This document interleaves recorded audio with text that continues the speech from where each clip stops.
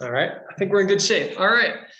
So, as I mentioned, we are at the Asheville headquarters today. We're doing some training and some group work, and we just got verification. We're good on the volume. So, today's topic is it a good idea to buy cheap rental properties or, inexpensive or starter rental properties? And so we'll kind of explore that idea, the good, the bad, and the ugly. And certainly, we're not going to draw a definitive conclusion that everyone should or should not buy inexpensive rental properties, but just some things and ways to think about this topic. So, this is kind of a unique piece of content for us at American IRA. So, we are a self-directed IRA provider, which means that many of our retirement accounts are investing in the asset class of real estate. So people are buying rental properties, perhaps they're doing fix and flip deals, they are lending money to other real estate investors. So there's a lot of different directions you can go, even in the real estate asset class with your IRA or 401k. But again, today's just kind of a general topic about an investment strategy with rental properties and just kind of some thoughts I have. And certainly this is not meant to be tax or legal advice. So we always encourage clients and non-clients to seek tax and legal guidance from their professionals. So at American IRA, really we differentiate ourselves from the competition in the self-directed space because we have an incredible fee schedule. We have a phenomenal staff that services your accounts, and we're kind of like dealing with the local bank. So our goal isn't just to churn out as many clients as we can each month. We want great long-term relationships. So today, as we talk about the idea of cheap rentals or inexpensive rentals, we'll just kind of briefly unpack a couple of ideas. So we'll think about how to kind of identify these markets where there's less expensive properties. We'll run through a very basic example of cash flow so that you understand, based on rental values, what you actually make in terms of profit monthly. And again, we'll just kind of talk about the upside and the downside of buying less expensive rentals. And hopefully you can go to school on mistakes that I've made as well as other real estate investors. And so when we think about a target market and people talk about inexpensive rental properties, I think the first thing we should do is really kind of differentiate exactly what we're talking about. Are we talking about a singular inexpensive property, or are we talking about an overall area where the price points for houses are very inexpensive? And so to me, just at first look, if we find an inexpensive or kind of a rough property that's in a great area, I think that that's really an obvious opportunity where we can fix that property up and we can have a great property in a great area. So to me, that becomes usually kind of a slam dunk deal. The other scenario is maybe it's a rough property, it's not in great condition, but frankly, it's surrounded by similar properties. So it's properties that are in rough areas. And so that's something where we really need to kind of define out if that makes sense for what our goals are and see if that's something that we want to move forward with. And so when we look at lower price point areas, to me, they're certainly not all created equally. So you can have some areas where for whatever reason, it's just not the most interesting part of town for people moving from other areas. It's an area where maybe the owners are older or they've been a part of that community for a long time. So there's not a lot of turnover in properties. Properties tend to stay the same for years and years and years, but they can be very stable communities. So you can have a collection of great people that they work hard, they have a great sense of community. And so that can be certainly a really positive opportunity to invest in that community. But again, the other side is the idea of just areas that are not just a lower price point, but they're rough, they're dangerous areas. Maybe there's a lot of vandalism or crime in those areas. And so with that, it can certainly make it very difficult to attract really good tenants. And so we're thinking about this from the landlord's perspective of wanting to have good long-term tenants in our investment properties. And so when we think about how we can kind of differentiate the difference, I think a lot of times it's really kind of evident to us, even if we're new to the idea of real estate investing, when we drive through a community, usually you can get a sense pretty quickly about the pride of ownership of the neighborhood. And so again, they don't have to be 4,000 square foot houses. They don't necessarily have to be new construction or anywhere close to it, but you find that people are largely taking care of their property. So you'll see, nice landscaping. You'll see that, the grass is well kept, things like that. There's not a bunch of broken windows. To me, one of the biggest takeaways, I remember driving through a neighborhood with my dad years ago, and we saw a number of cars that were on concrete blocks. So um, historically, that's not a great sign about kind of the types of residents for that neighborhood.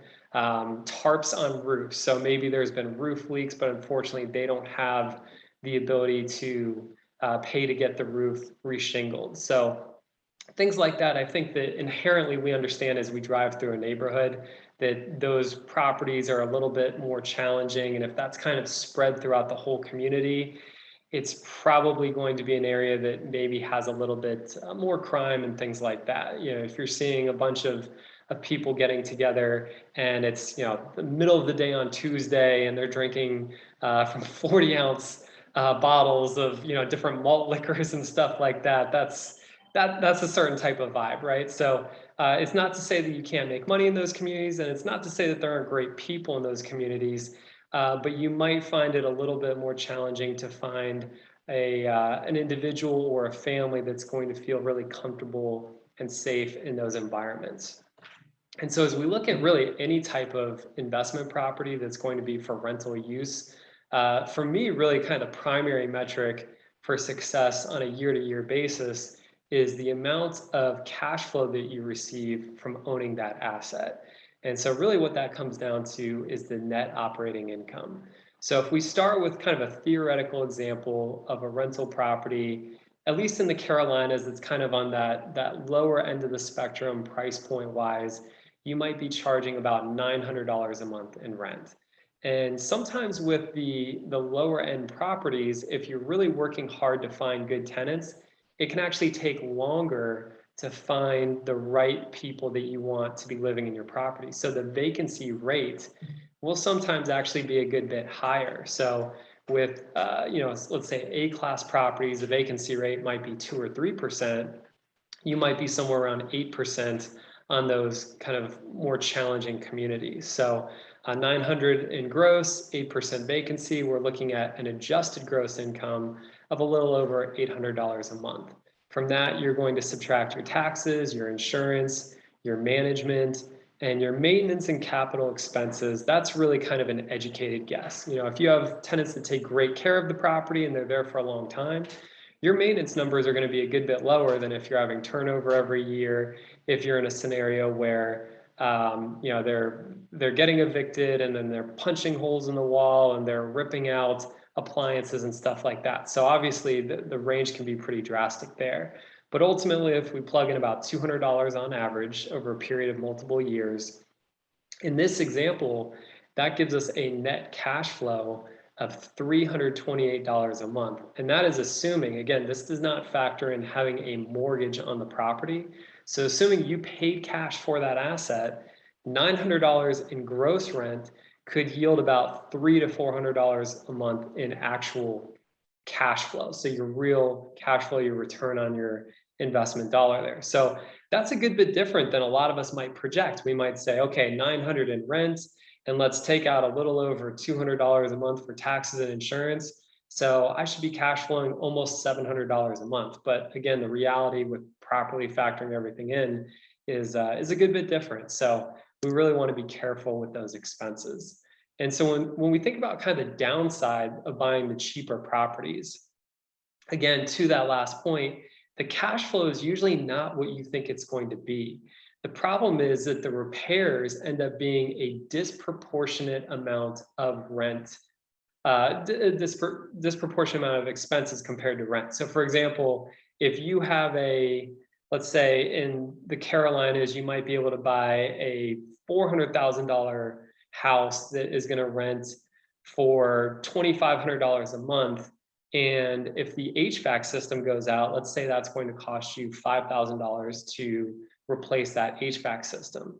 Now, on a $150,000 house, let's say the rent is $900, you're still paying $5,000 to replace that HVAC system. So as you can see, repairs become disproportionately more expensive on some of the lower end price points.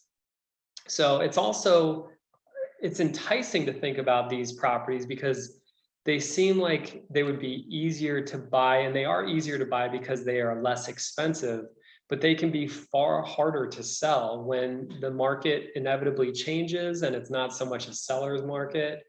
You're going to be in a scenario where buyers are going to be very picky and they're going to want to be in the best neighborhoods they can be, whether it's investment wise or whether that's living in the property themselves. And also, quite frankly, if it's in a very rough area with a lot of crime, it can just be dangerous to manage these properties themselves. Unfortunately, there's situations that we've heard of where fellow landlords have been hurt or worse from disgruntled tenants and what have you. So just a few things to think about. Now, conversely, of course, there are definitely some benefits and there's some upsides. So if you do find that stable community where it's people that have that pride of ownership, there's not a lot of crime and what have you, you can have some fantastic long-term tenants. They like their community, they want to stay here for the long haul.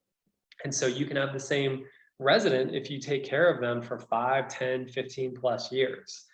Also, you don't count on this, but sometimes neighborhoods are kind of these sleepy little areas that are kind of afterthoughts in the overall metropolitan area, but something happens, development moves close, and they can all of a sudden become hotter neighborhoods. And of course, then the price points go up. And then you're in a situation where your $100,000 house quickly becomes worth 200,000 or 300,000, et cetera. So you can get a little bit lucky sometimes with these.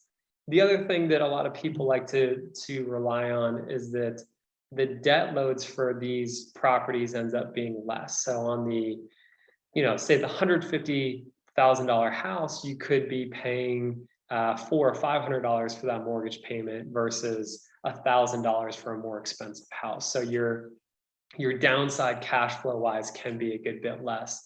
And then lastly, historically, rents on those kind of lower income, lower level properties, they tend to be a good bit more stable even when we go through recessionary periods. So the $3,000 rental could turn into a $1,800 rental if we're going through, say, a 2008 period.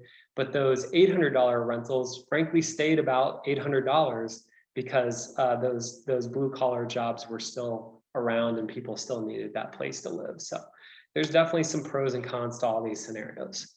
So hopefully there was some value in there for you today. Our next webinar is going to be September 13th at noon.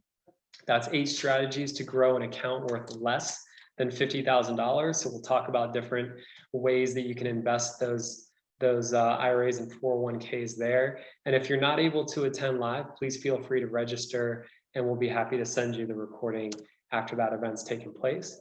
And if you're looking for additional content, we're looking to put a good bit out there, whether it's IRA related or just investment strategy related. So check out our YouTube channel, American IRA LLC on YouTube, and you'll see a number of videos pop up there. So again, really appreciate everyone's time today and everyone joining us live.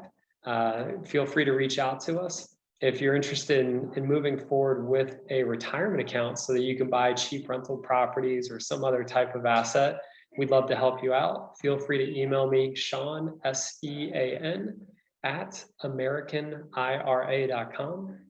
Our website is AmericanIRA.com, and our office number is 828-257-4949. All right, that's all for us today. Thanks so much, everyone. Have a great day.